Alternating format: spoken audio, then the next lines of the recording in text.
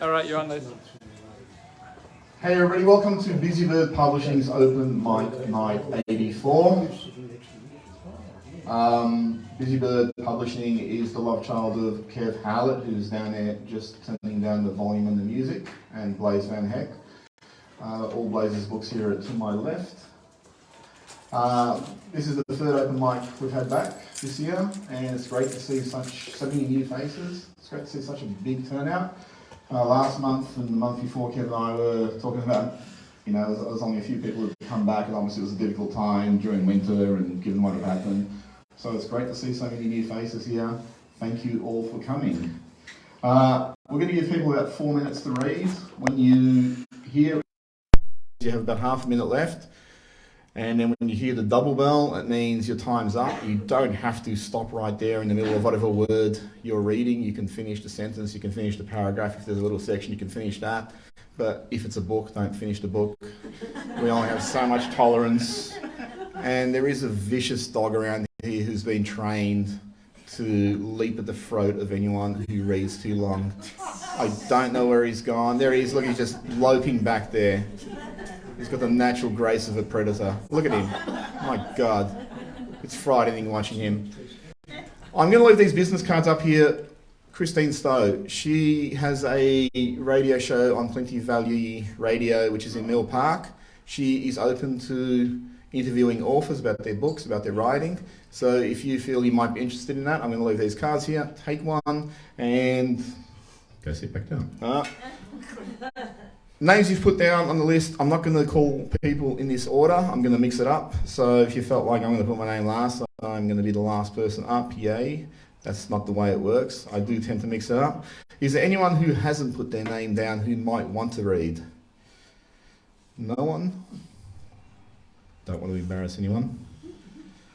Okay, so I think we might begin with a little bit of poetry. Is there anyone who doesn't actually want to go first? Is anyone like a little bit worried? So Kylie wants to go first.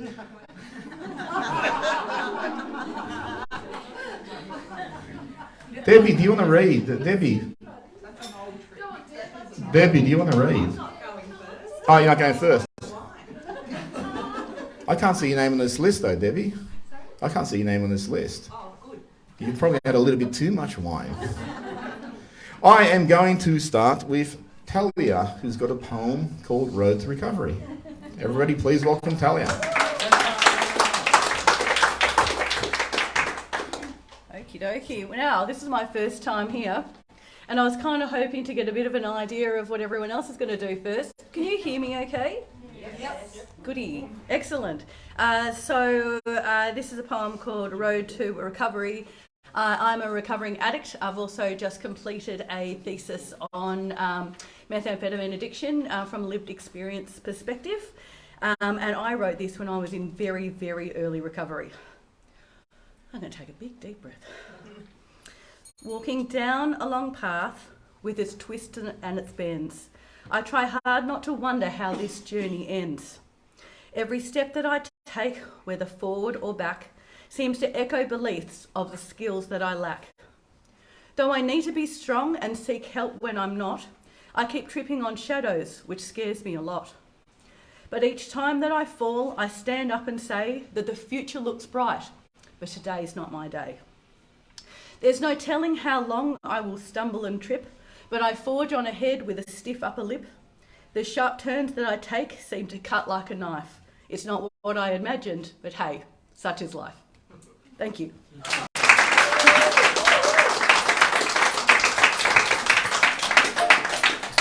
Sorry for calling you out first, Talia, but That's okay, I'm good. but well done, because you really show what writing's about. It's a cathartic experience where you put your experiences into words and exercise them from yourself and give them to the world for their greater wisdom. So well done. When you came in, you would have got a little blue raffle ticket. Did anyone not get a little blue raffle ticket? Now everyone's looking.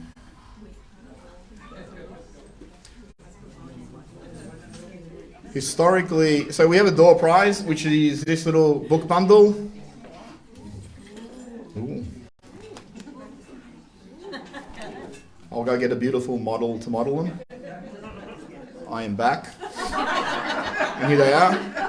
Also mentioned about the free books. Yes, okay. All right, so that's a book price. So historically, the person sitting next to Richard Trembar, who's a distinguishing gentleman right here in the blue jumper, who's just put his glasses on his collars, who Kev is pointing to, very humble young man. I'm sitting next to him. Historically, whoever sits next to him wins. So, Deb, it's probably going to be your night. So we will call a raffle prize at the end of the night. Next, so we've got a lot of poetry tonight, which is great. I am going to call Linda, who is reading some poetry called Rainbow, Cat's Claw, Moon. I didn't know, which one will do. You can probably do both.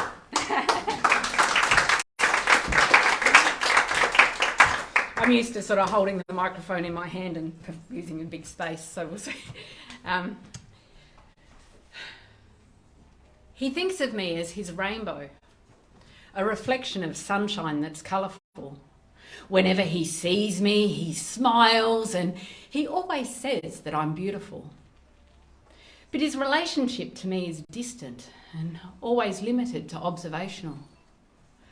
I glow in the hope that one day he will see the full beam without obstacles.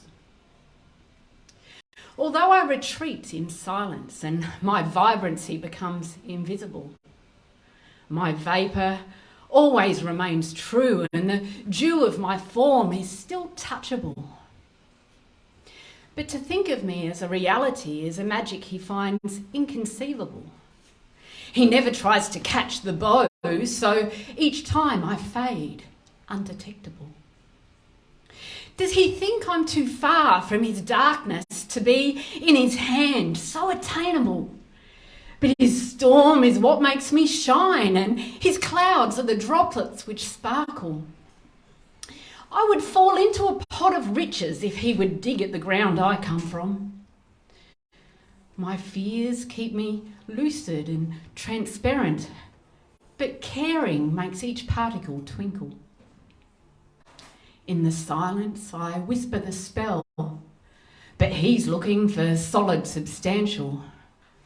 I know in the heat I disappear, and that must make me seem evaporational.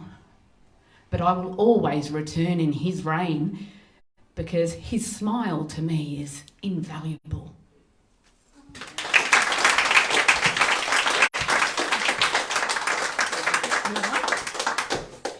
And this one's in the airport. My case slides away at the check-in. It rolls on to its destination. The computer issues my ticket and it prints out a realisation. In an environment so plastic and sterile, I'm surprised that it feels so romantic. To fill in time at the airport and embracing our moments. Fantastic. We laugh at the concept of shopping in a place where the earth's left behind. Bright coloured ties, newspapers and flowers. Gifts of love to smooth over goodbyes.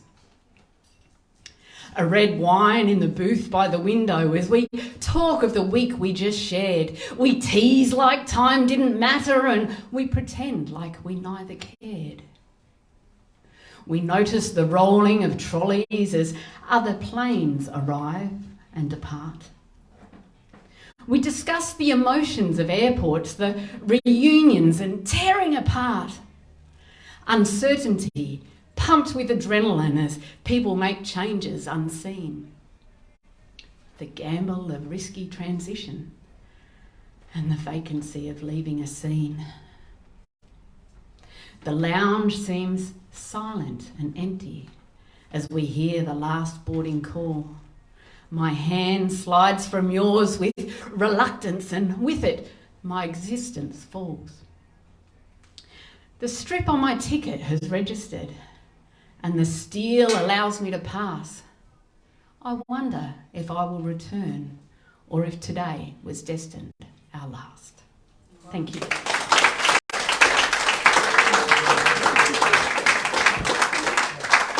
Thank you, Linda. It's two great readings to open. Set the standard really high. I guess there's going to be some nervous people. Is there anyone who's actually nervous about being called up? Don't have to put your hands up. There's a handful of people. So years ago, when I had the first reading in front of people, I really panicked. I still did it, but I really panicked. I had the heart palpitations and the shortness of breath, and I was like, oh my God, what if I mess up? What's going to happen? And what I learned as a tool was no one gives a shit. If you mess up and people laugh at you, they're just assholes, so why would you care about their opinion? And the thing with Busybird is there's always cultivated a nurturing, loving, warm community, so nobody here is going to laugh at anyone else's misfortune. So if anyone's nervous, there's worse things to do in life, there's harder things to do in life. This, you're reading to a crowd of love. So, having said that, there's no pressure on the next person. Holly's got some prose. At church.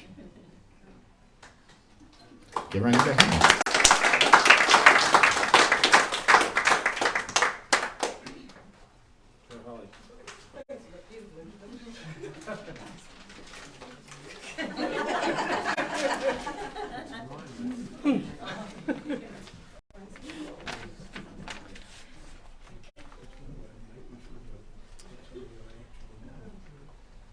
Change of scene, change of pace completely. It's not poetry. This is inspired by a writing prompt, and I just ran with it.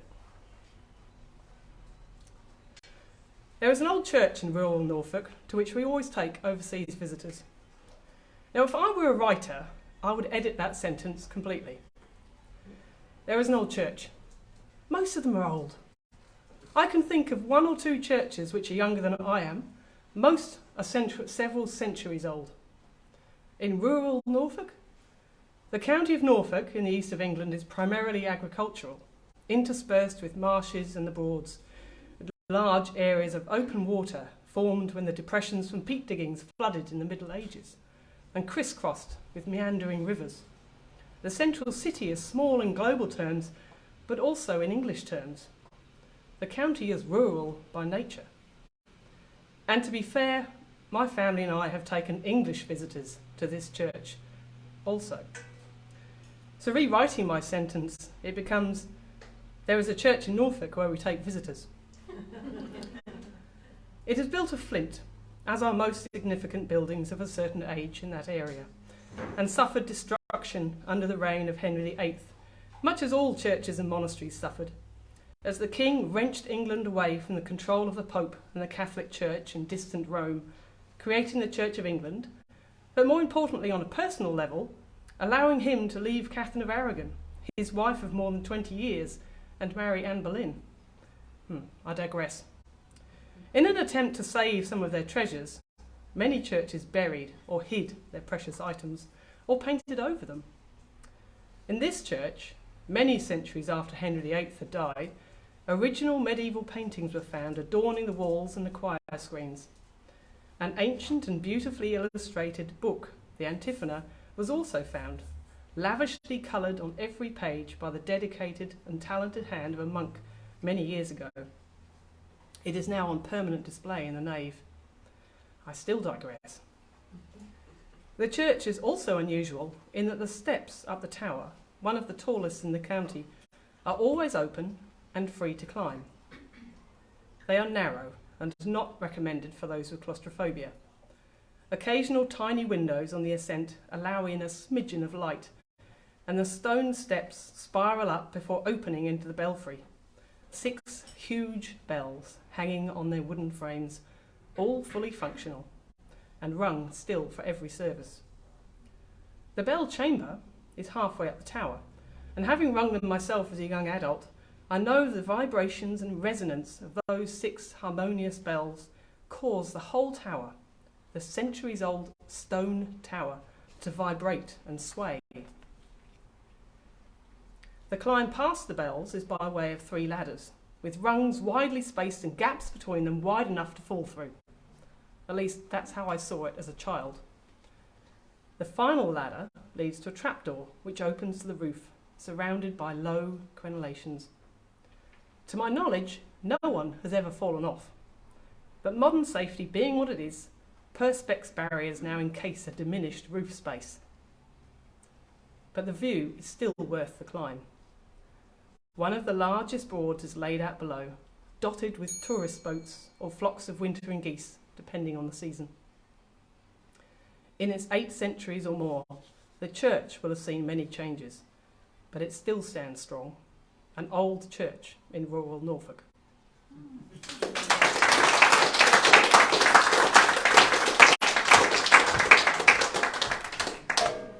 Thanks, Ollie. It was great. See, it's nothing to worry about. Somebody asked me before we started, I said, how much have you been drinking? I said, no, this is what I naturally am. I've only ever drank once in my life. It began in 2014, and I'll tell you when it finishes. Let's go with Julie, who's got a poem called Paper Hearts.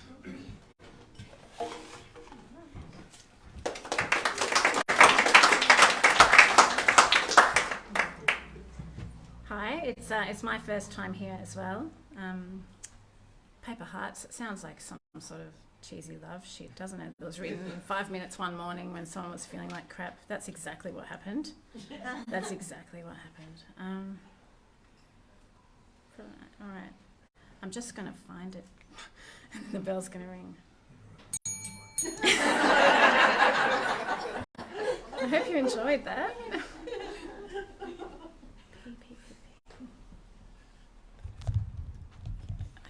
Thank you. Paper hearts. Okay, paper hearts. Light translucent paper, I float in on my breeze, bending and expanding, blowing kisses to the leaves. I knew from early on that I was always shaped as heart. That's how I see my playmates, but I felt you from the start. Grasping each other's hands, we raced off in midair, listening, laughing, dancing, without any other care. Folding ourselves together, wrapped inwards warm at night, like we were cut from the same folds, our paper's edges melded tight. But our natural shapes were different, if only I'd looked. You impressed me, you impressed me with unexpected moves, and then you pulled me with your hooks. You grabbed, you pressed, you stroked, you blew, you pushed, I pulled. My paper bent to you, but it became crinkled, weak, and misunderstood. I longed for my old lightness as you lunged for scissors and pens, and I tore away and lifted off, turning to check on you just once again. I sliced your edges angrily until you love and twist me more. We fold ourselves together again and try to lock all the doors. But your paper's rough and you flop all around, rubbing my pattern thin, and stained with tears and changed of shape. I sever our edge and refold myself in. So you keep all your pens and fasteners. Thanks for the lovely play. Now as a freshly folded phoenix, I light another day.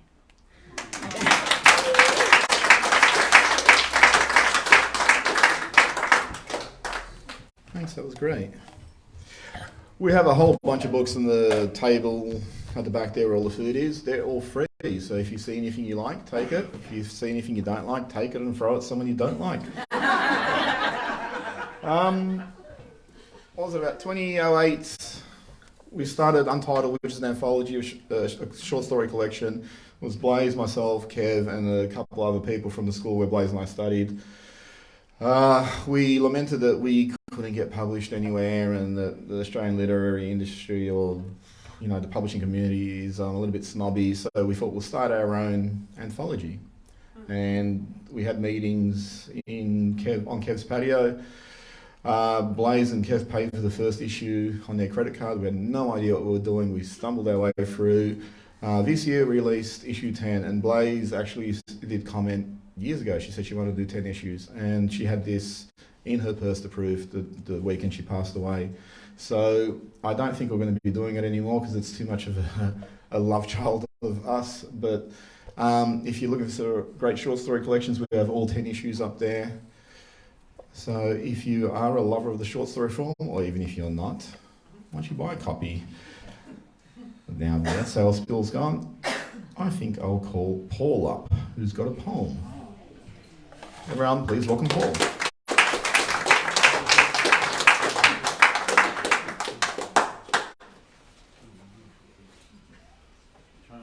Waiting for you to stop clapping before I come up.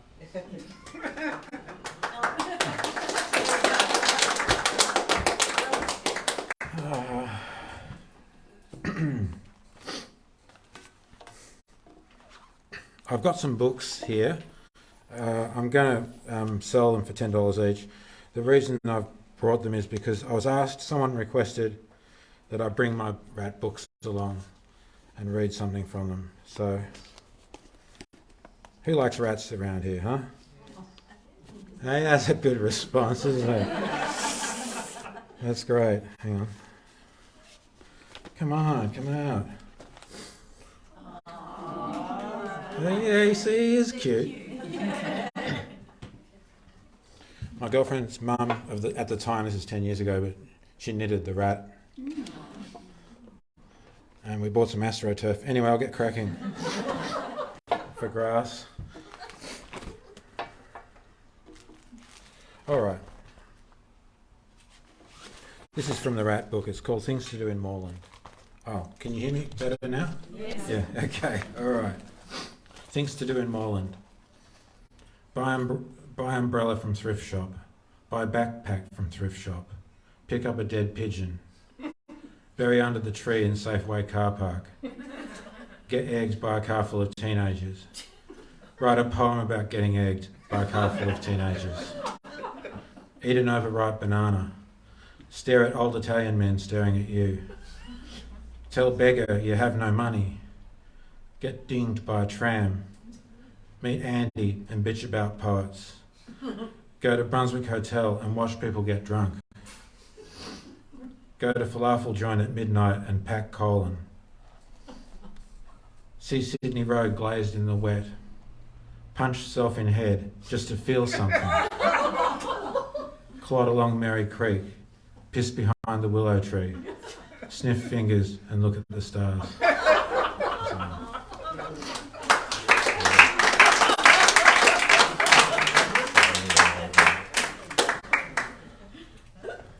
That's a really old one, yeah. This one I don't know if I can do it right, but I'll try. This is a newer one.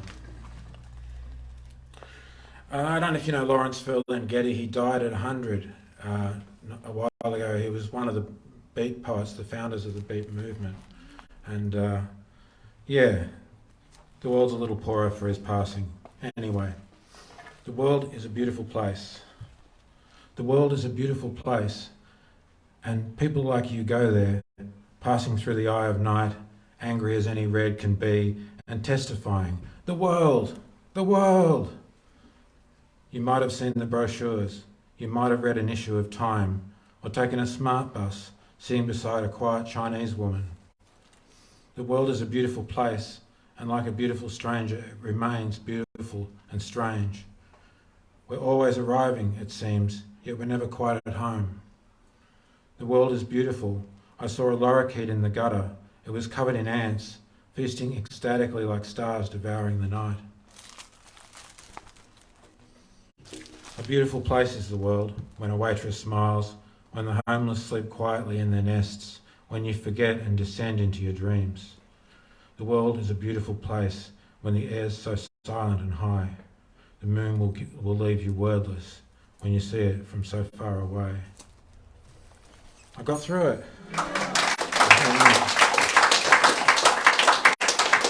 I mean, I'm shaking like this, so I think I'm doing well. There's probably not time. Now you know I was holding it down. My nerves are just shot.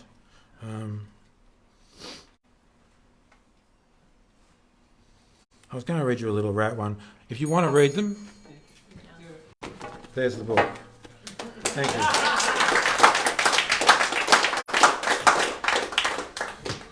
Thanks, Paul. Paul, you've been coming here for a while, haven't you? I don't know how many years. But it's great to see a lot of new faces. Kevin and I remarked about this the first day of my night back, that we're seeing a lot of new faces. So it's great that we have a crowd which is predominantly new faces. Having said that, I'm getting embarrassed, two of the new faces. Eventually. So, somewhere in this audience, I'm looking straight at her. We have Elizabeth Long, who wrote the Taruna incident. She had a book launch, how long ago? About June? July? Yeah, July? Yeah. So, would you like to tell people about your book? No pressure. Okay. I can talk from there. I mean, it's okay. I can just shout over you if you want. No, I'll come. Oh, sorry. I didn't mean to shame you up. Sorry. Come on.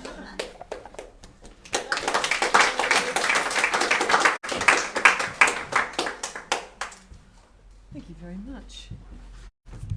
Oh, lovely for short people, terrific.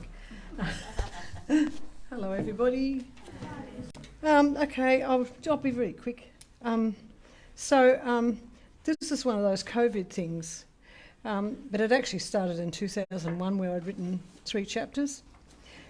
And during COVID and all of that stuff, what are we going to do with ourselves apart from work? So I went through my filing cabinet, as one does, trying to get rid of things. And I remembered my novel. So I got it out and started again. Well, not resumed would be a better word for it.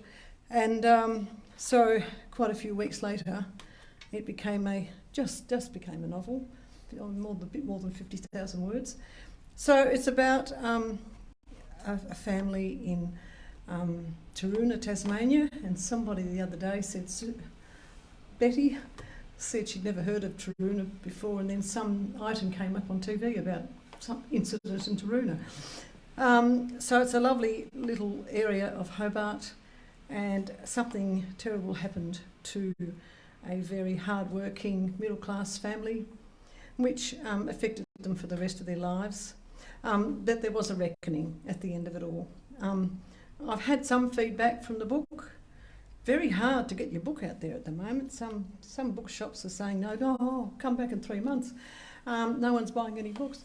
But I have had some feedback, and the feedback I've had has been pretty positive. So thank you very much.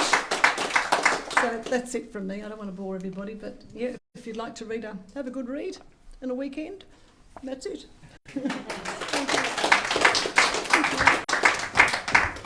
Thanks, Liz. Look, pretty much everyone in here is creative. Everyone here is writing something or other, whether it's poetry, fiction, non-fiction. You mentioned something interesting. In 2001, you started that book, and you only got back to it in COVID. And it's like, I know when I've run workshops, we often get people who say they've had to put writing aside because family, work, and all that sort of stuff, and now they're going back to it. But as unfortunately was proven to us, time's short, we don't know what's going on in our bodies, we don't know when we'll draw our last breath. So if you have a dream to write, if you have a dream to put something out there, do it. What are we waiting for, And the other person, sorry, I'm getting embarrassed, you don't have to come up if you don't like, but it is Jake Triolcio. So I'm very embarrassed as a wog that I'm mispronouncing this, but I'm a Greek Macedonian wog. So Jake has written a fantasy novel. I think you were the first person to come back or come through these doors after Blaze passed away. And I remember speaking to Kev after, because you met with Kev, with your dad, in the office. And I remember after the meeting, Kev said to you, this is the first time I've had a client meeting. My wife used to do it. And you said to Kev, you did really well. And then you said Blaze would be proud of you. Sorry, I'm going to choke up. So that was really special. And I remember after you left, I said to Kev, you're looking for a sign about what to do. You got it. You got it, the most innocent, beautiful sign in a really hard time about how Busybird goes forward. So Jake's written the fantasy novel, which is the first of how many? First of 3 volumes for the first volume series. All right, so 3 volumes. You don't want to come up and read any, do you? No, okay. I'm good right here. That's cool. I'm in the middle of writing the 2nd volume. I've already written the full book of it. Yep. But I've decided to cut it down to volumes. All right, cool. And I will advise anyone, Paul, you're a seasoned performer, so I'm surprised you have any nerves. Something I learned is if you do have a little bit of nerves, carry something heavier in your hands and it just weighs it down. And people don't see it. And having said that, I'm going to call up Steve, who is reading some prose from novel. No. No? Read this whole. Yeah, I know, but I'm trying to pump your novel up here. It's coming out in a couple of months. It's connected to the novel, I guess, and connected to my spirituality and all the rest, which is the novel is about. Steve, tell them when you're in front of the mic. Okay.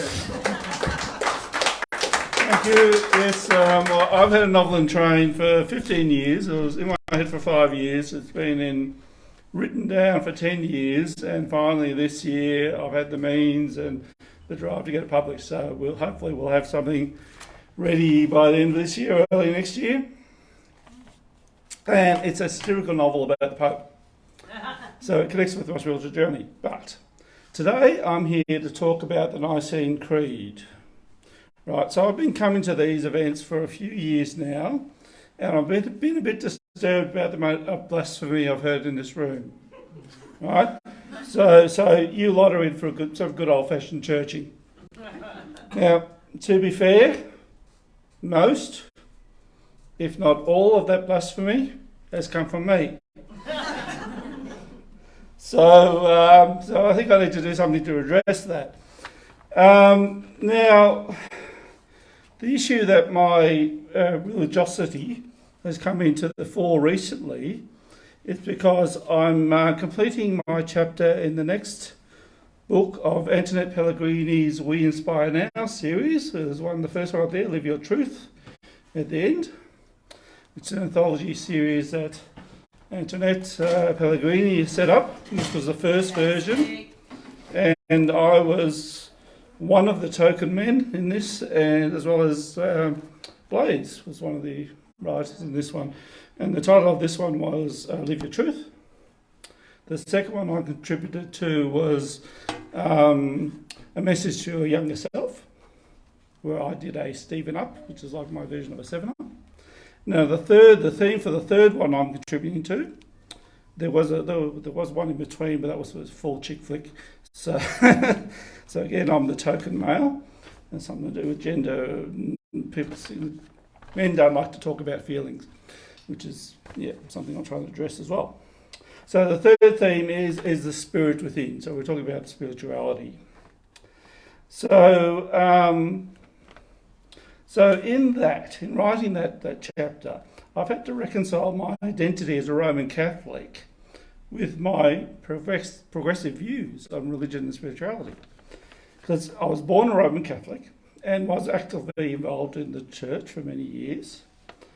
And I was fortunate that my spiritual awareness developed during a rare period of reformation within the church, which was after the Second Vatican Council. And what happened then is that it was a very progressive environment. So I grew to believe, as a Catholic, that Christian values of love, peace and charity were more important than doctrines and rituals. Sadly though, where my spiritual awareness has progressed over the decades, the Catholic Church's support for free thought and ecumenism has regressed, leading to an almost complete takeover of the church hierarchy by conservative zealots.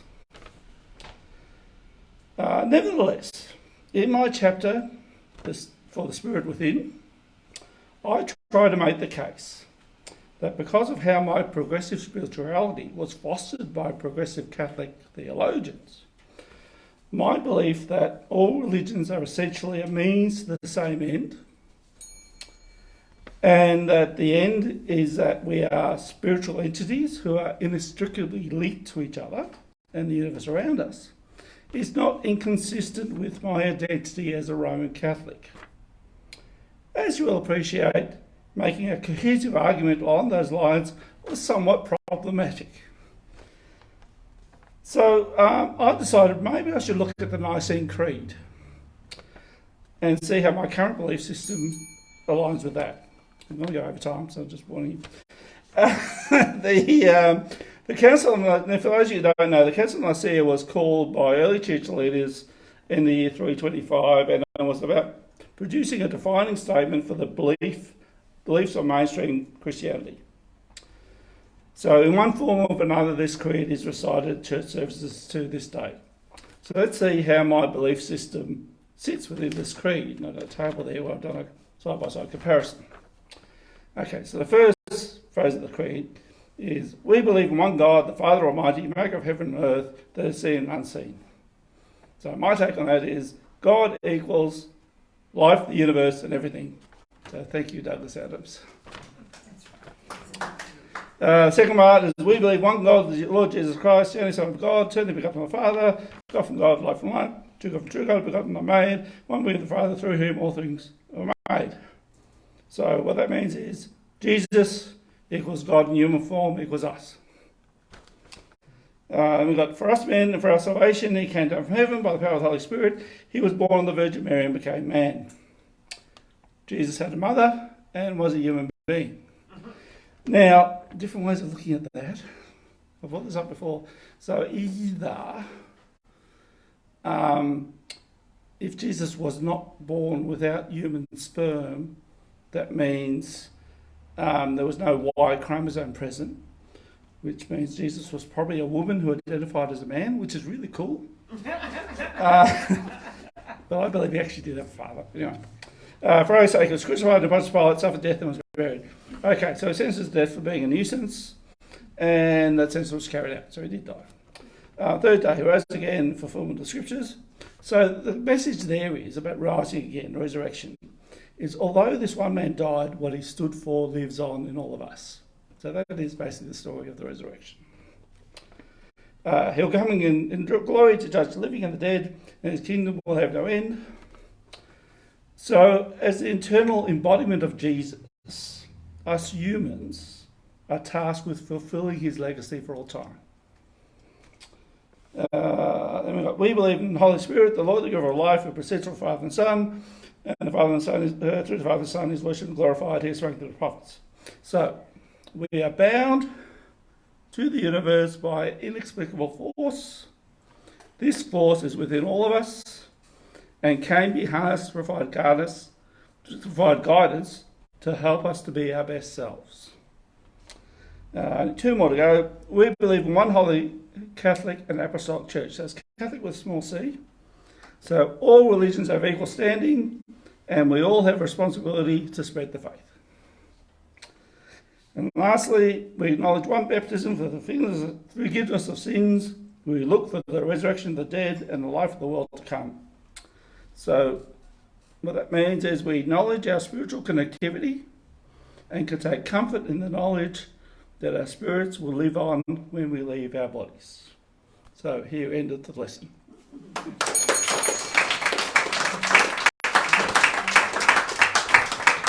Thanks, Steve. Something I should have got to ask you all a lot earlier is, if you have a phone, can you check in that you've come to Busybird Publishing? It's just that I have people watching your houses and they need to know when to go in and take your possessions. Debbie. There's one who says poetry, defeat. There's only one Debbie listed, so it is you. Everyone please welcome Debbie.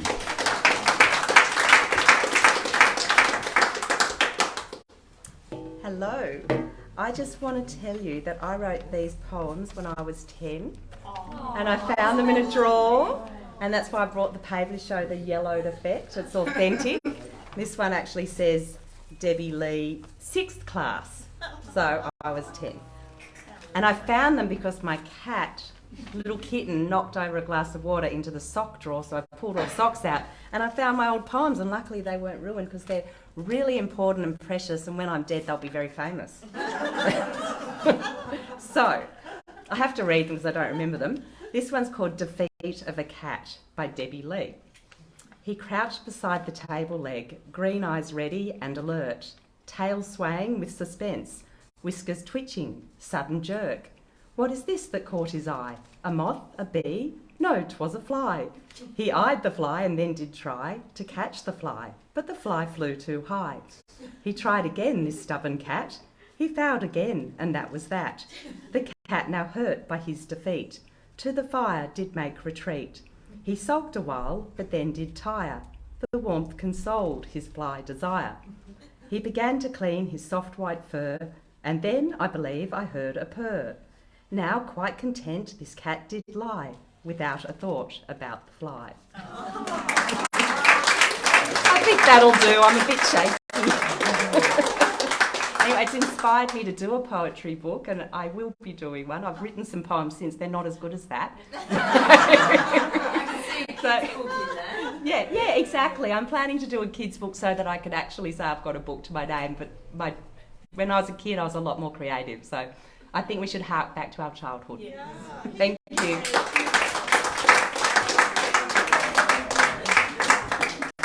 So you wrote that when you were 10? That was on like about 10, 12 years ago, wasn't it? I'll also pump up the last novel Busybird did was Blazer's own novel. She had been working on this for 20 years. She had signed off on it this year. It was ready to go to layout, and that was when she passed away. Kevin and I published it posthumously, and we hope we got it right, as pretty much what she wanted. We don't know. We had a lot of talks about it, design-wise, about whether it needed running headers. Kevin and I like running headers, but we're checking some of Blazer's other books and they don't have running headers. And it was this big discussion, and we was like, let's check Blazer's favourite book. Does that have a running header? And one version didn't, and the other version did. So we had this back and forth going on for ages, like how can we get this as close as to what Blaze wants as possible? If we've messed it up, sorry Blaze, you can tell me off later. I'd be happy for you to rip into me again. Because as if everyone knows, I do drive everyone insane at some point.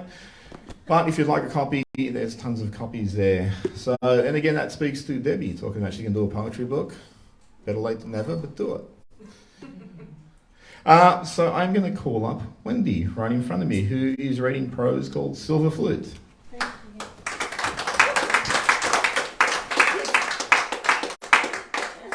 Thank you. That's if I can get out of I've got to the use chair. that stool. I keep running into it. Scary, isn't it? Hi, everyone. Okay, just find it. Okay. Whoops, wrong one. I'm a shaker too.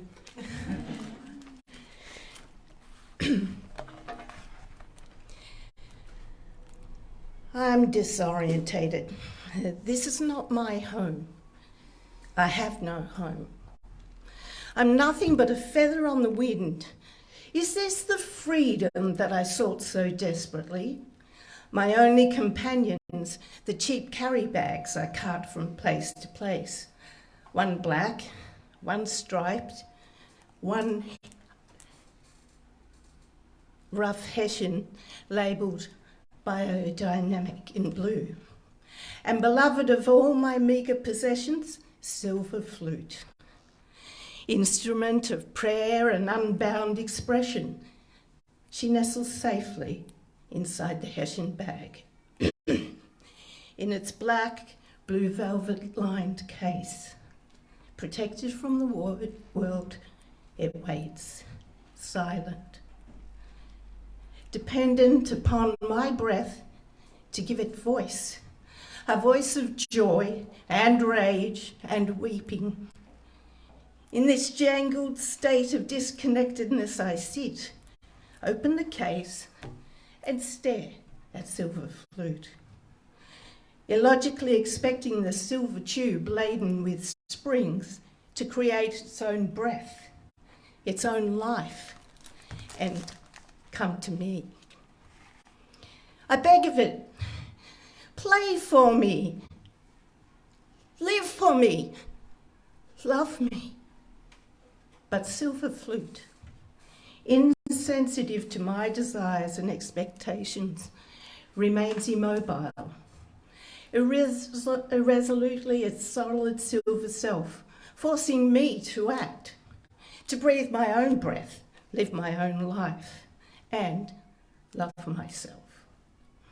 Frustrated, I slam the flute case shut, shove it unceremoniously back in the Hessian bag, and defiantly turn my back to it.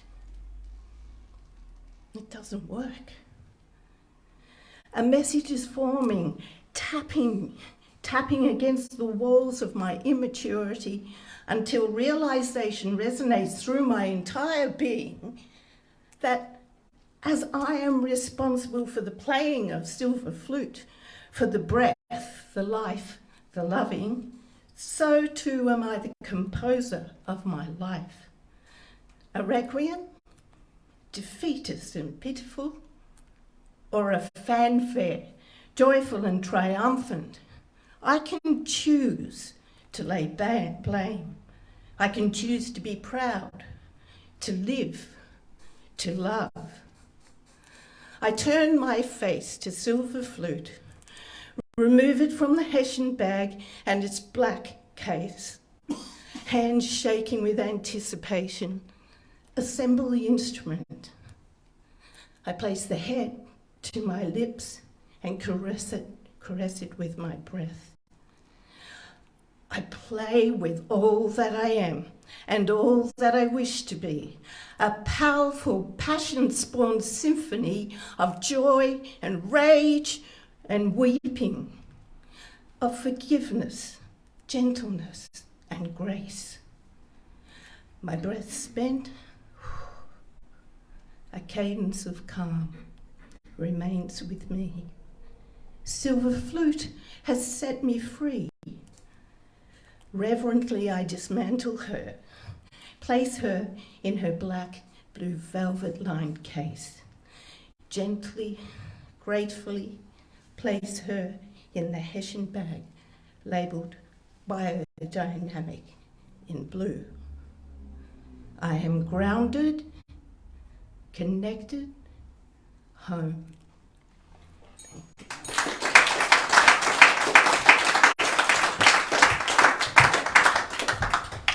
Thank you, Wendy. That's great. I'm running a couple of workshops in October and November. In October, it's the 15th, Saturday, 10 a.m. to 4 p.m. It's a life writing workshop. It's a staple of what Blaze's itinerary is to be, so I'll do my best not to muck that up. And 19th of November, I'm writing a novel workshop for anyone interested. And that one's actually filling up really quickly. So if anybody's interested, please come along. I'd like to now call up someone, first-time reader, but she shouldn't be nervous because I know she once killed a man for bare hands in a karate dojo. Everyone, oh my God, how'd you know it was you, Kylie? You were looking right at me. Oh, sorry, I gave away. Everyone, please welcome Kylie.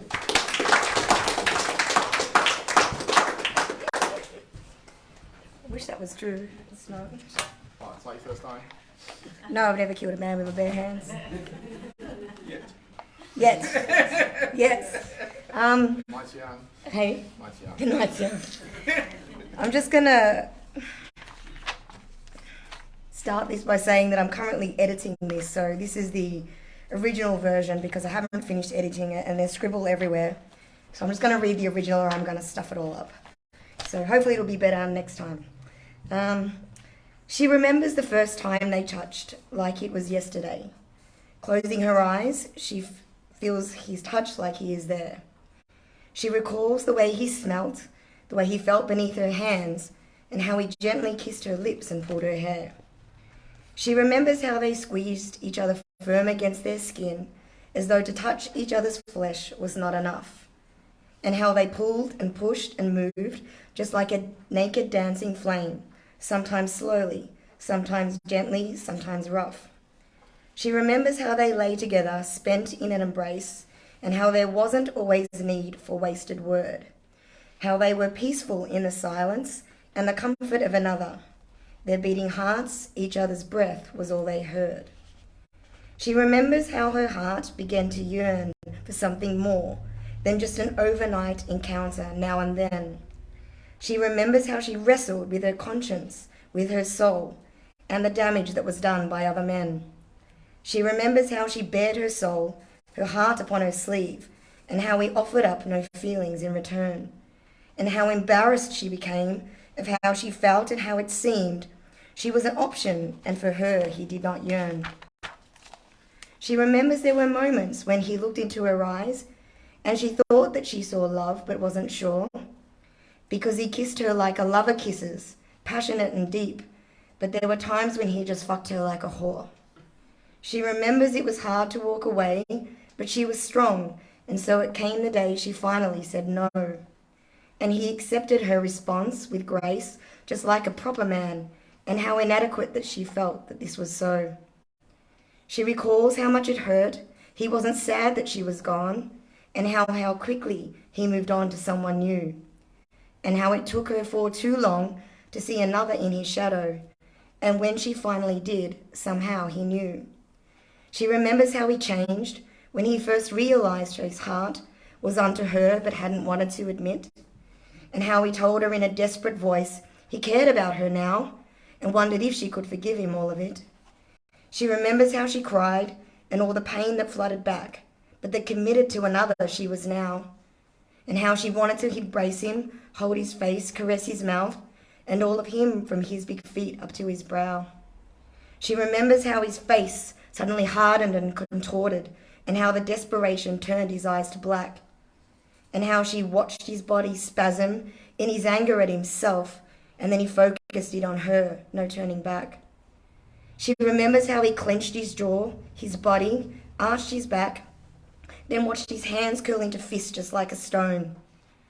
Thoughts of all hope faded as he grabbed her by the throat, raising his arm up, struck her face right to the bone. She remembers feeling sad and watched the tears fall down his face as uncontrollably he struck her once again. And as he hit, he cried, and hit again. The blood began to stream down from her face. He knew there was no stopping then. She remembers when he finally grew weak, fell to his knees, then he lay down and held her softly from beside. And there was a sadness in his voice as he whispered in her ear that he was sorry they were here for love denied. She remembers how her voice could not escape her shattered mouth and could do nothing as he drew his hidden knife. Driving it straight into his heart, right through his chest, he gasped aloud. And this is where I've mucked it up. And then he said, "I love you," as he took his life. She remembers how it took almost a miracle to move, but somehow found the strength to take hold of his blade. Her last thoughts were if she couldn't be with him, she'd rather die, slashing her wrist so that in death with him she stayed. Sorry about the black skin. Thanks, Kylie. So now that you've read, was that easier or harder than you thought it would be? And I mentioned Kylie actually did a book, when was it, 2017? 2 books, but okay. Oh, should have got the other one too. Excuse me while I just... Go over there.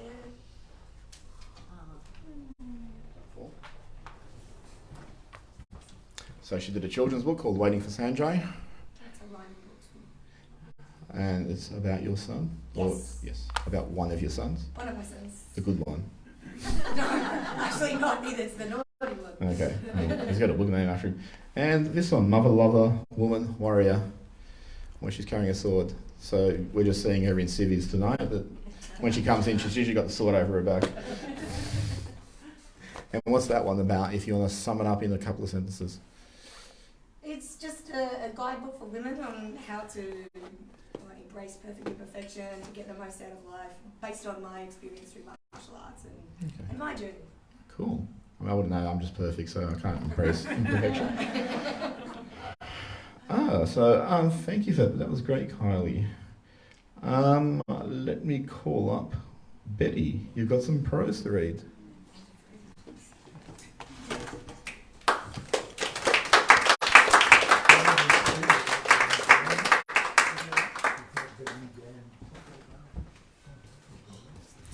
Thank you. Now for something a little bit different. Sorry. We always talk about new faces, new faces. I'm here to represent the old faces. I do poetry and I write short stories of all lengths, from 500 words up to 5,000 words. That's what I normally do. But I have signed up to the workshop that Les is doing because I'm going to try and do a novel next. But at the moment I just do short stories, but I do all sorts of subjects. Anyway, just for something a little bit different, I'd like to... This is a true story. All my poems and most of my short stories are based on true, and I tell you this is 100% true. And it's called Sorry, Madam.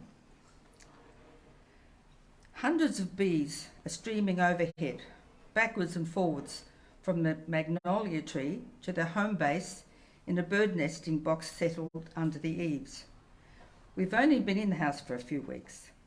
Too busy unpacking to notice that we have boarders. Next week, relatives are coming for a visit, and the kids are both allergic to bee stings, so the insects have to go. Decision made, I plod indoors, shed my gritty gardening garb, tossing it vaguely in the direction of the laundry tub. Then I continue onwards to the kitchen and the telephone. Then it hits me. Who should I call?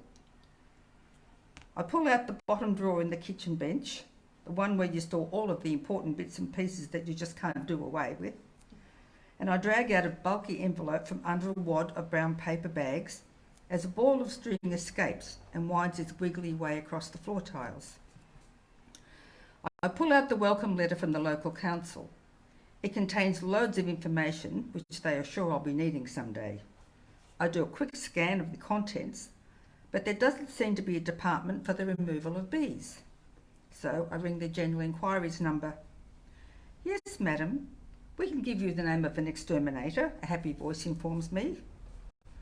Oh, I don't want to kill them, I squeak into the phone. I just want to have them taken away. Then you'll have to find a local beekeeper to do that for you, madam. Where will I find one?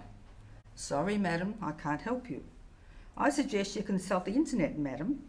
Happy voice has lost interest by now. So I sit at the computer and it quietly hums, and minutes pass before I find the website for the local beekeepers. One of whom, it says, will be only too happy to help me out. Great. I leave a message on the busy person's phone, then I wait. I ring again and again, 3 days in a row. Outside, under the eaves, the nesting box is overflowing with honeycomb and the bees are building extensions. It's a balcony, I think. On the 4th day, I go back to the website and I ring their office number and see if anyone else will help me. Hello, I've rung your designated apiarist and I have no answer in 3 days. Is there anyone else you can recommend, please? Sorry, madam, I can't help you. This is a printing company in Glen Waverley. Printing company? I check the computer screen and I read out the number to the woman. Yes, that's our number, she says. You're the 3rd person to call this month. Her polite voice holds just a hint of annoyance. I apologise for wasting her time, but what do I do now? I try each of the 8 mobile numbers listed on the website, and finally somebody answers and agrees to come to remove the hive. But it's midsummer, and we're having a run of extremely hot days. Sorry, madam. I'll have to wait for a few days till we get one with a no-fire ban, so that I can use my smoker to calm the bees. That buzzing noise in my ears, I'm sure, is laughter from hundreds of little striped insects. I picture them stretched out on their sun lounges on the balcony of their 2nd-storey extension. 1 week later, an ancient Holden rattles its way up my driveway, and an even more ancient man unfolds himself from the driver's side of the car. He dons his white suit, puffs some smoke at the nesting box hive, then lifts it carefully from the large metal hook attached to the wall and encloses the entire colony inside an enormous white sack. 2 minutes later, the apiarist guides his rusty vehicle down the winding driveway. My bees, securely locked in his boot, and 150 of my dollars warming his back pocket. I think I've just been stung. Thank you.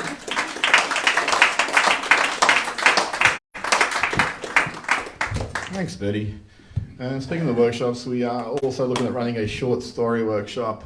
We are looking for a short story teacher. We did find one guy who was 5'8", which was much too tall. Tina. Everyone please welcome Tina.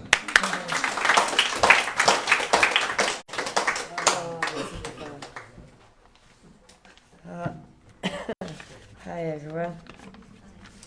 Alright, yeah, I'm another newbie. I had hoped to know this off by heart, but I've been busy celebrating my 50th for the last week, so I didn't get time. Alright. So this is a poem called Own Yourself, and this is me trying to do just that. Wow. Right. To know your own self and own who you are. To have the road change when you've travelled so far. To be raised so high when you're used to the fall. To have fear replaced with a happiness wall. To taste sweet revenge against those that you knew, who didn't know you enough to keep believing in you. On those who lacked courage and knocked you around. On those that demolished the love they had found. On those that lost faith in all that you are. On those who drummed in, "You're not a star." To those that gave up and told me I couldn't. To those who hung round and told me I shouldn't. All those that believed I didn't know who I was. And all those that deemed me the little lost cause. To those who betrayed me and messed with my heart. The damage you caused, it's about to depart. 'Cause I'm kicking it off and I'm saying goodbye. I'm throwing it out 'cause I'm sick of the lie. The concept you taught me that I'm not enough. The idea in my head that life's meant to be tough. I know who I am and what makes me feel whole. I now know what connects my mind, body and soul. So out with the old and in with the new, now that I finally have some kind of clue about trusting myself and all that I know, about being brave and having a go, about being myself, the me that is mine, the good me, the bad me, the me that's combined, and taking the chance to follow my dreams. Oh. And let all me talents burst at the seams. And not be afraid to share myself with the world. To be proud of the woman, not ashamed of the girl. To let instinct guide me and know that I'm right. To have kept on going, kept fighting that fight. 'Cause now is my time and I'm far too old to just sit down and shut up and do what I'm told. So let inspiration run through my veins. Let being creative help me stay sane. Let giving myself the chance to be free finally allow me to own and be happy with me. Sorry about the blasphemy, mate.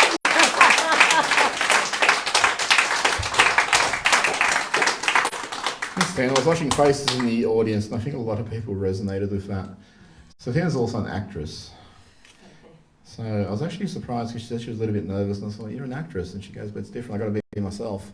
And it's obviously a very honest and vulnerable and open poem that you've written and read. Thank you.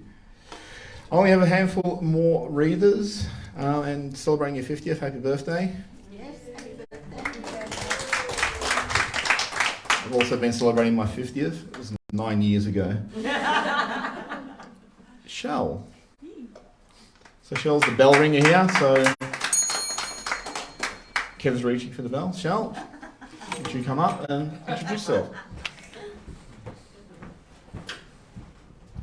Hi, I'm Shell. My thing is true stories.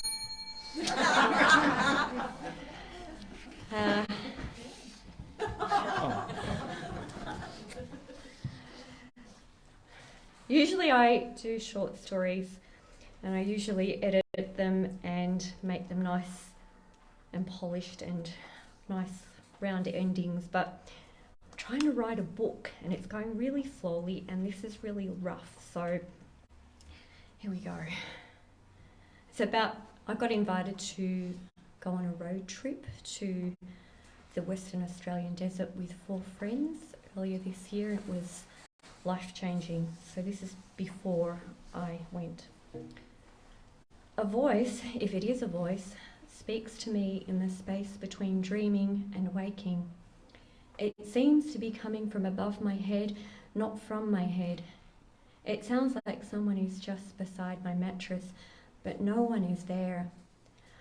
I'm sure there are more words, but as I swim to the surface of waking life, I struggle to hear them, and the only words that filter clearly into my conscious mind are 20 months. 20 months. I'd had messages like this many times before, so I knew to take notice.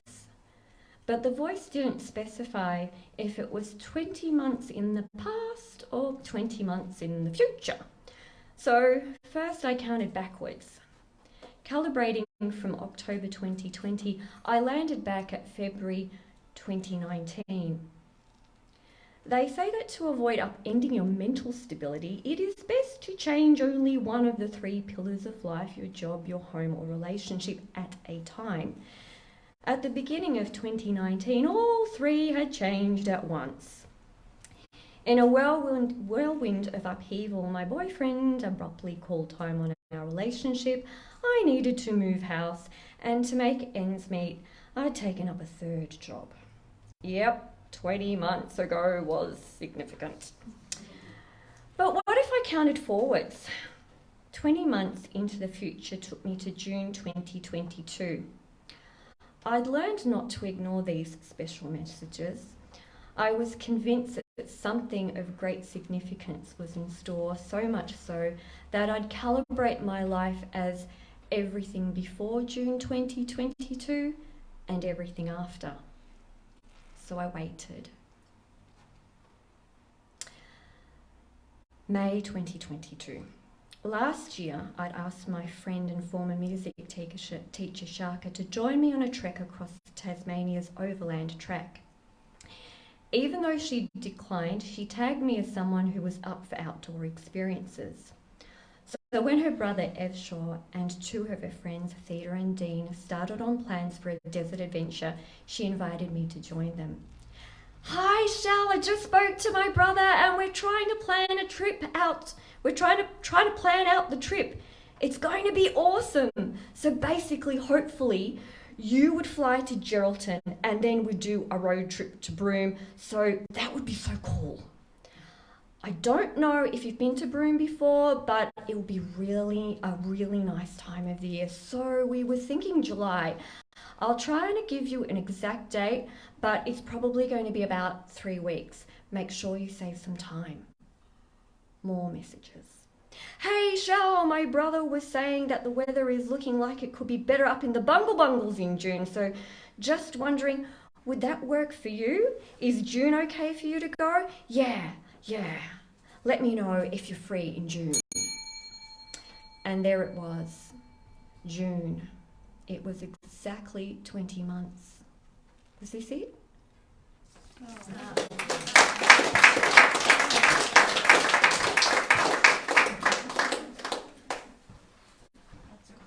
Thanks, Shell. Kev, that's the biggest ding I've ever heard.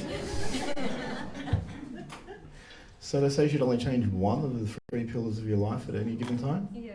But my relationship was a job, so I had to get rid of them 2 at once. How's that work? Sorry, didn't mean to get personal. Richard Trembar, distinguished poet who's done a couple of books with us, In the Company of Strangers, and If We Should Ever Meet Again. A great poet, great reader, and journalist in the former life. Everybody please welcome Richard.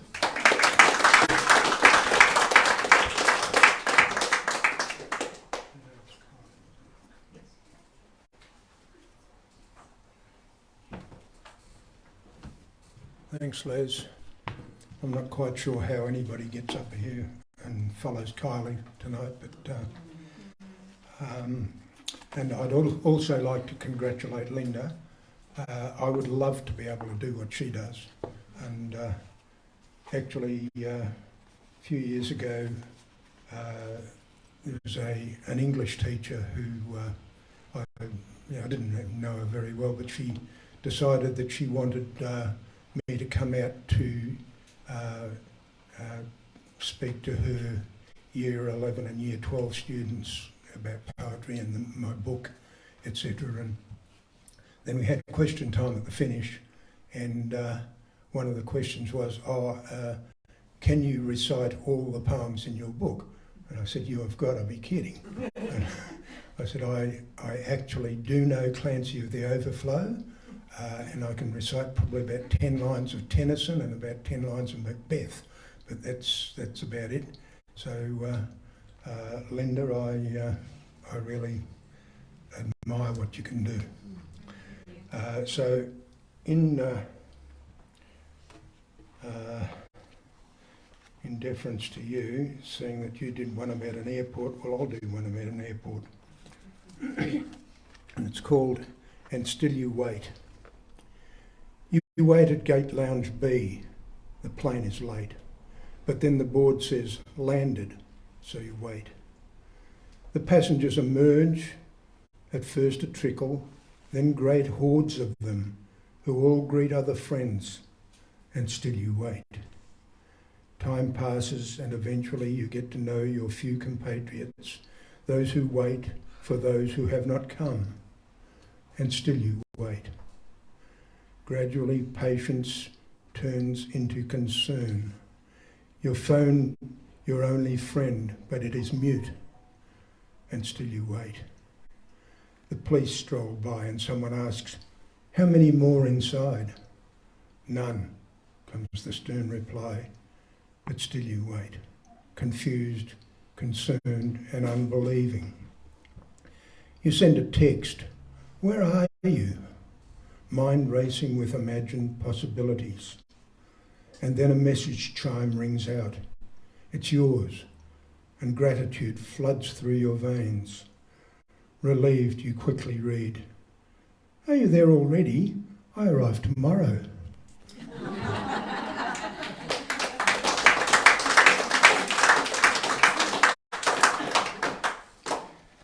It's the end of the frivolity. Now, something a little more serious that I wrote a long time ago. Who's got that bell? This is called But Once. Softness, grace and beauty, peace. Where have they gone? Where are the days of yesterday, the happy, carefree days of laughter, hopes and joy, the brief tranquility once almost captured, yet let slip and lost and ne'er revisited? Yes, what is gone is truly gone, and yesterday is over, and its joy, if there was joy, is just a memory. We know within us, oft we say, we shall return. Next time, we say, but next time never comes. We get one chance alone, and each one lost is gone, and ne'er can be regained. But each one held and savoured, be it oh so brief, is beauty, truth, unblemished gold, a crystal moment of magnificence, perfection, and an insight brief provided into what makes this life so. We must live now while love is here and full and bursting forth to bloom, for all too soon today is yesterday, and love and life, the chance to live, has passed us by. So grasp and hold and live life now, not next time, for those words belong to cowards, they who let life's river flow on by and ne'er become a part of it and hide from life to get it over with. But truth is here, somewhere amidst the mire, peace, tranquility, beyond the throng, the noise, the cold, hard world that hems us in, oppresses us where'er we look. Beauty comes, not often, but it comes. But we too oft ignore it and make not the most of these our opportunities, our share of life's true nature. We avoid, sidestep them, or worse still, we fail to recognise them, so intent are we on following the narrow paths of daily life. To each shall come the vision, clarity of sight, to recognise, if only once, the beauty and the soaring heights of joy that this world holds. But when passed by, each moment wasted goes, and having gone, is lost beyond recall, unlived, and shall not come again. And some lives pass unlived from life, from dust through flesh and life to dust. unknowing what life holds beyond their clouded field of vision, never knowing beauty, truth or peace, and never knowing love. He is no man, the man who passes by this way with head held low and mind ne'er asking, what is this life all about? He breathes, he walks, he talks, yet leaves no mark of having passed or having lived at all. I shall not go this way, for I shall have but this one life, and I shall from this day seek all these things that go to make the essence of this life, and I shall live each moment for itself, and life shall not elude me.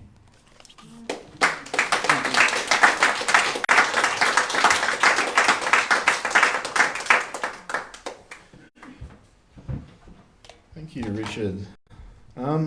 Actually, we're doing a poetry collection with an author, and she came in to have a look at some of our poetry books to see the sort of things, the format they come in. And we picked up your book, Richard, and we showed it to the poetry author, and she goes, Richard Trimber, I loved Richard Trimber. Wow. So, famous. Yes. Was this a young woman or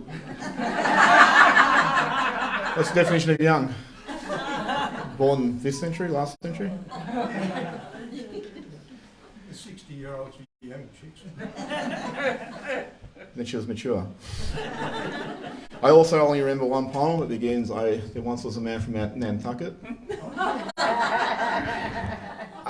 Before I introduce the last person, Jimmy, you are going to sing? You're not going to sing? Sorry, your name down for nothing. I thought you tuned the guitar and all that in preparation. I can't stand up right now. I've done my back. We can give you a stool. Can't even stand. We can give you a stool. Tyler can give you a massage. She can do like the Karate Kid one where, oh, well, that's a shame. So I write your name down for nothing. It's only 25 disappointed pets. Okay, it's okay. We'll go home. All these newbies will think, wonder what we missed out on. Anyone have any announcements before I go on to the important stuff like the raffle, as I feel silence until the raffle bucket is delivered to me? Anyone have anything they'd like to share? Can I just share something? I forgot. Liz is not here in front of everyone. Oh, sorry, yes, come on. I wasn't expecting it. I just want to say, if it wasn't for Busybird, this would never have been so. So I just want to thank you again.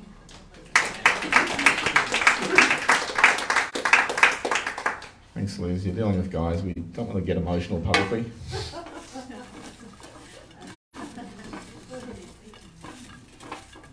And it's great when we work with authors who, Liz is really understanding because we went through obviously difficult, trying time, and she was very patient and understanding with us as we got her book out there. Someone left a little blue ticket up here, blue 53. Yeah, that'd be mine. You don't count. Do I win the prize? Now we're going to see, I'm putting it up there. That was a bookmark. Well, it was.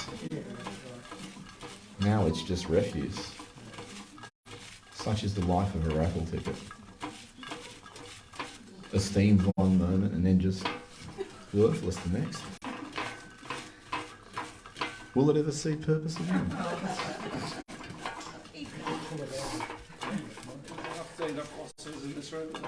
Wendy's challenging me to keep going, and she doesn't know me. She knows I could do this for hours.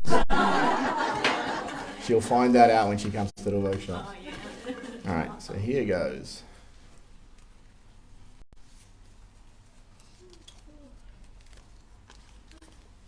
Blue 41.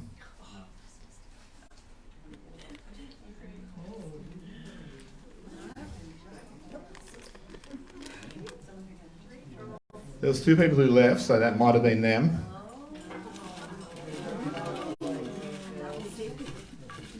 Once worth so much, and now without value.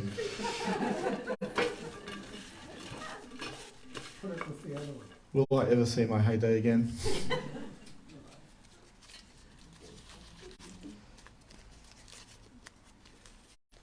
Ooh, I've got two, but I'll take the top one. Blue 58. That's me. Oh, and you're wearing blue. Yeah, Wendy. Wait, let me verify. Yes, cool, thank you. Does that mean I'm the new lucky charm? Yes, you could be. We'll have to test that next month, which means you both have to come next month.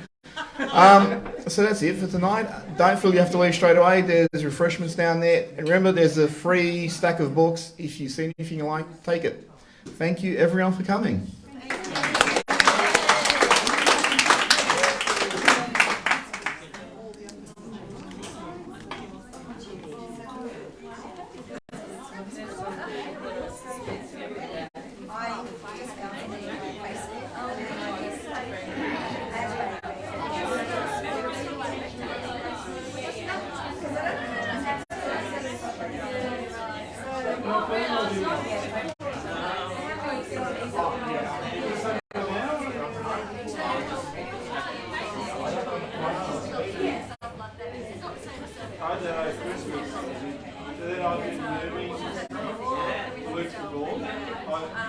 And a couple of weeks later, after I've been moving,